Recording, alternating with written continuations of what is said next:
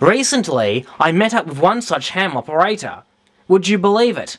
The same story as before. I was a kid when the first moon landing happened, but actually I was a total geek, and I've got this little radio telescope in my backyard, and with this little radio telescope I could see the Milky Way, I could see the sun. That's about it. One thing I did get was Apollo 13, and I could actually listen with my little radio telescope to the astronauts talking above the telemetry.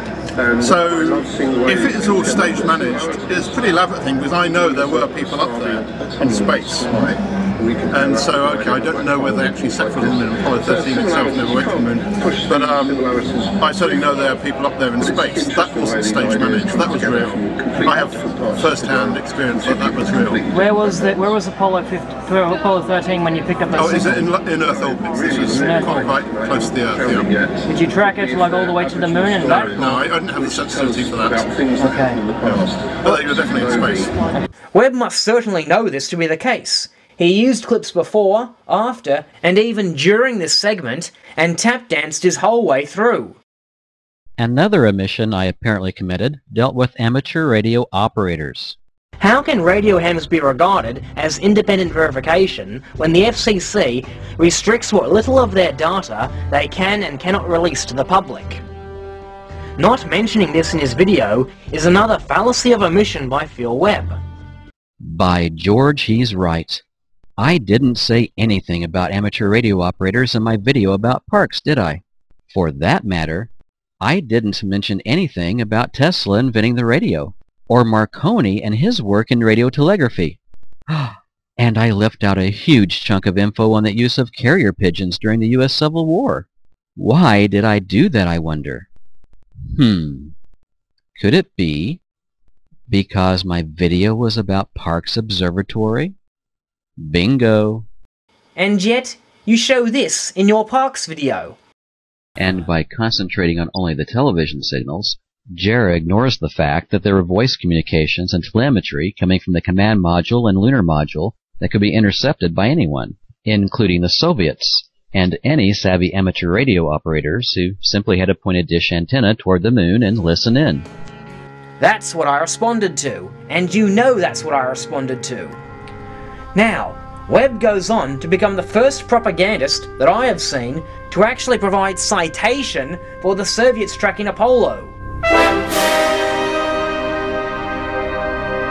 And if motivated amateurs like these could do it with only a couple $1,000s worth of equipment, what could stop the Soviets with their sophisticated radio telescope stations from doing the same thing? Nothing. In fact, there are websites testifying that the Soviets actually did track Apollo. A translation of this page, for example, describes the operations of a Soviet radio telescope control center.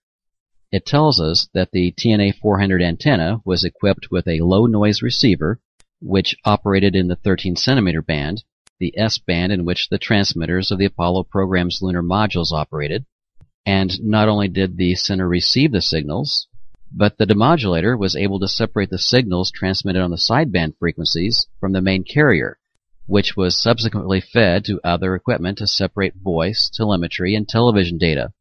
And there was also equipment at the control center for viewing the television signal. So, basically, Jarrah's claims that the Soviets and amateur radio operators could not pick up Apollo signals are totally bogus. By ignoring evidence to the contrary, Jarrah has committed a fallacy of omission, which is a tactic that he's become exceedingly good at. First of all, congratulations! You're the first propagandist I've seen to actually show some reference material for your claims of the Soviets tracking Apollo. Secondly, this is the only website that Webb gives us, and yet he doesn't provide a link in the sidebar. I managed to find it on Google. To investigate, I copy and pasted the entire article into Google Translate. The translation was in broken English, so I'm not exactly sure what it says. Hell, I'm not even sure if the website I got it from is reputable. But I did manage to find this interesting tidbit that Webb decided not to mention. MS Ryazan at the time was responsible for the creation of airborne and ground radio aids control of the Soviet spacecraft of the Soviet lunar program. Under his leadership, to manage Soviet manned and robotic spacecraft to explore the moon was created by Ground Control Center, which included 2 centers of the flight control, 6 terrestrial and 3 naval flight information with the appropriate tracking stations, and situated on the territory of the Soviet Union and in certain locations oceans.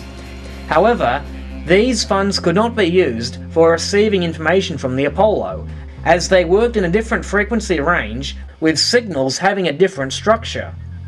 Therefore, it was necessary to create a special control complex, which can provide data reception from the Apollo. It was supposed to take from the American spacecraft not only a telephone voice and telemetry and television information. So much for being tunable to any frequency as Webb claims. I guess Webb builds his videos on the fact that his audiences don't speak Russian and can't copy and paste text from a television freeze frame to find out what was actually said.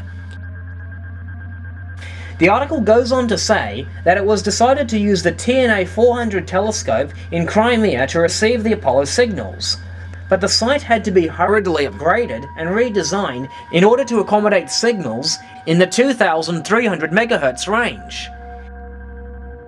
The completely untried new receiving equipment was only finished in November 1968.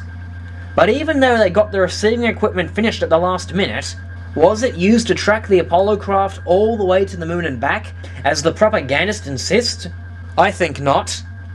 In order to track the ships when they are flying in orbits around the moon and landing on its surface, it was necessary to have the ballistic data of these orbits to calculate the target designation's antenna.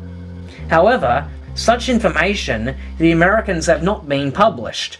Therefore, the data on the orbits of flight ballistics are calculated based on the time of launch and arrival to the moon, Apollo, which reported on the American radio. These data were calculated for the targeting guidance antenna, which were refined by a set taken by the control signals from the lunar spacecraft. So, the Soviets were limited to only receiving signals from lunar orbit and the lunar surface because the Americans conveniently didn't supply them with the ballistic data. Gee, doesn't that remind you of certain amateur radio operators and British astronomers that we all know?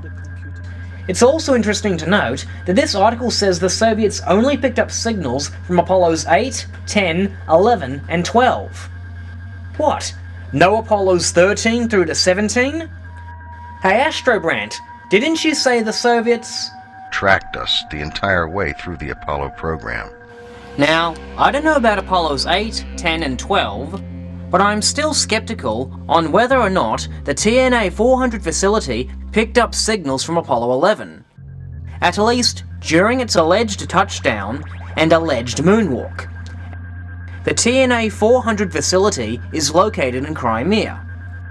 Crimea is the tiny portion in dark green on the map. Remember the 2 diagrams we showed when discussing Leonov's claims of tracking Apollo from Moscow during these 2 moments of the mission?